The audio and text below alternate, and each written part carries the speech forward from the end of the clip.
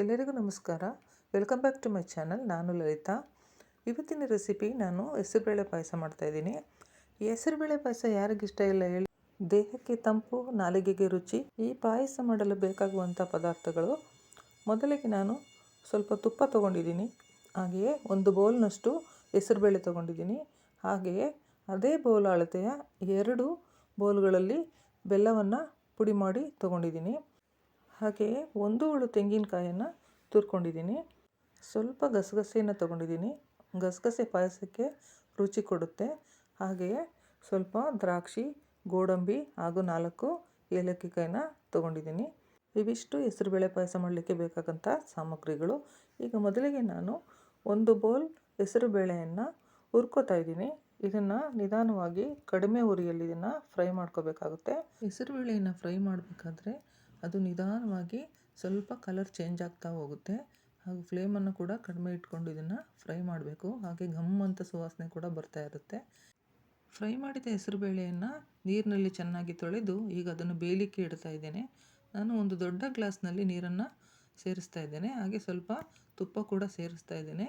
ಈಗ ನಾವು ಇದನ್ನು ಲಿಡ್ಡನ್ನು ಕ್ಲೋಸ್ ಮಾಡಿ ಬೇಯಲಿಕ್ಕೆ ಇಡೋಣ. ಹೆಸರುಬೇಳೆ ಮೆತ್ತಗೆ ಸ್ಮೂತಾಗಿ ಬೇಯಬೇಕಾಗುತ್ತೆ. ಹಾಗಾಗಿ ಇದನ್ನು 3 ರಿಂದ 4 ವಿಷಲ್ ಕೂಗಿಸ್ಕೊಂಡ್ರೆ ಸಾಕಾಗುತ್ತೆ. ಅಲ್ಲಿವರೆಗೆ ರುಬ್ಲಿಕ್ಕೆ ಬೇಕಾದಂಥ ಪದಾರ್ಥಗಳನ್ನು ಈಗ ತಗೊಳ್ಳೋಣ. ನಾನೊಂದು ಚಿಕ್ಕ ಮಿಕ್ಸಿ ಜಾರಿಗೆ 1 ಹೋಳು ತುರಿದ ತೆಂಗಿನಕಾಯನ್ನು ಸೇರಿಸ್ತಾ ಇದ್ದೀನಿ. ಹಾಗೆ ಅದಕ್ಕೆ ಸ್ವಲ್ಪ ಗಸಗಸೆಯನ್ನು ಕೂಡ ಸೇರಿಸ್ತಾ ಇದ್ದೀನಿ. ಇದರ ಜೊತೆಗೆ 4 ಏಲಕ್ಕಿ ಕಾಯಿಗಳನ್ನು ಕೂಡ ರುಬ್ಲಿಕ್ಕೆ ಹಾಕೋತಾ ಇದ್ದೀನಿ. ಇದರ ಜೊತೆಗೆ ಸ್ವಲ್ಪ ನೀರನ್ನು ರುಬ್ಲಿಕ್ಕೆ ಸೇರಿಸ್ಕೋಬೇಕಾಗುತ್ತೆ. ಇದನ್ನು ಫೈನ್ ಪೇಸ್ಟ್ ಮಾಡ್ಕೊಳ್ಳೋಣ.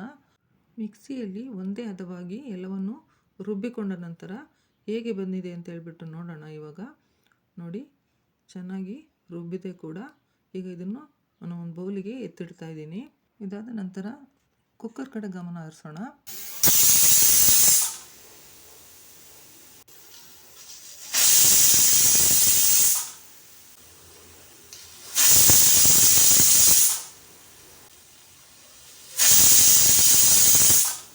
ಈಗ ಕುಕ್ಕರ್ 4 ವಿಷಲ್ ಆಯಿತು. ಅದನ್ನು ಒಂದು ಕಡೆ ಎತ್ತಿಟ್ಟು ಅದನ್ನು ತಣ್ಣಗಾಗಲಿಕ್ಕೆ ಬಿಡೋಣ.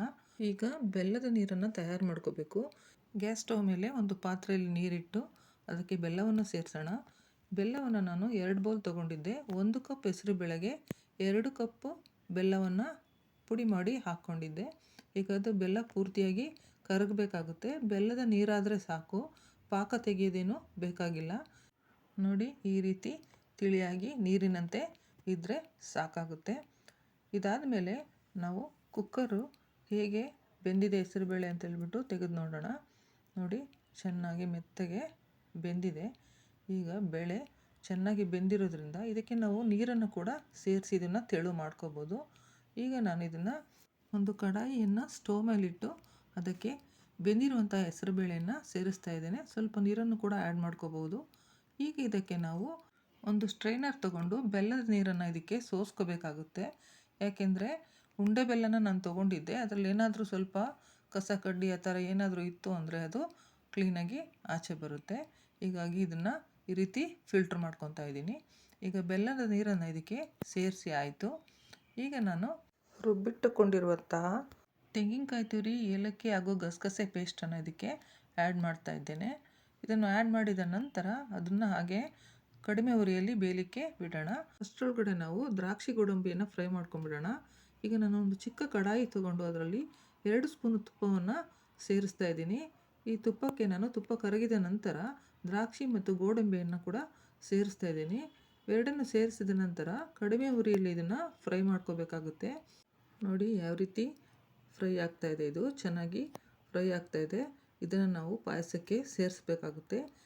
ಫ್ರೆಂಡ್ಸ್, ಈ ರೆಸಿಪಿನ ನೀವು ನೋಡ್ತಾ ಇದ್ದರೆ ದಯವಿಟ್ಟು ಒಂದು ಲೈಕ್ ಕೊಟ್ಟು ನಮ್ಮ ಚಾನಲ್ನ ಸಬ್ಸ್ಕ್ರೈಬ್ ಮಾಡ್ಕೊಂಡಿಲ್ಲ ಅಂದರೆ ದಯವಿಟ್ಟು ಸಬ್ಸ್ಕ್ರೈಬ್ ಮಾಡಿಕೊಂಡು ವಿಡಿಯೋನ ಕಂಪ್ಲೀಟಾಗಿ ನೋಡಿ. ಹಾಗೂ ಕಮೆಂಟ್ ಬಾಕ್ಸಲ್ಲಿ ನಿಮ್ಮ ಅಭಿಪ್ರಾಯನ ತಿಳಿಸೋದು ಮರಿಬೇಡಿ. ನೋಡಿ, ಈಗ ಪಾಯಸ ರೆಡಿ ಆಗ್ತಾ ಇದೆ. ನಿಧಾನವಾದ ಉರಿಯಲ್ಲಿ ಹಾಗೆ ಇದನ್ನು ಕೈಯಾಡಿಸ್ತಾ ಇರಬೇಕು. ಈಗ ಇದಕ್ಕೆ ನಾವು ಈಗಾಗಲೇ ತುಪ್ಪದಲ್ಲಿ ಹುರಿದಿಟ್ಟುಕೊಂಡಿರ್ತಕ್ಕಂತಹ ದ್ರಾಕ್ಷಿ ಮತ್ತು ಗೋಡಂಬಿಯನ್ನು ಇದಕ್ಕೆ ಸೇರಿಸೋಣ.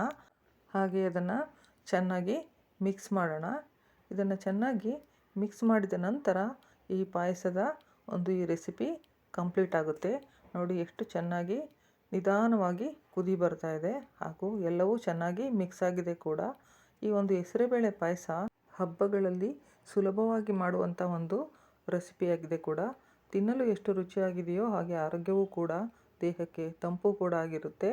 ಈ ರೆಸಿಪಿ ನಿಮಗೆ ಇಷ್ಟ ಆದರೆ ಲೈಕ್ ಕೊಡಿ, ಶೇರ್ ಮಾಡಿ, ಸಬ್ಸ್ಕ್ರೈಬ್ ಮಾಡಿ. ಮುಂದಿನ ವಿಡಿಯೋದಲ್ಲಿ ಸಿಗೋಣ. Thanks for watching.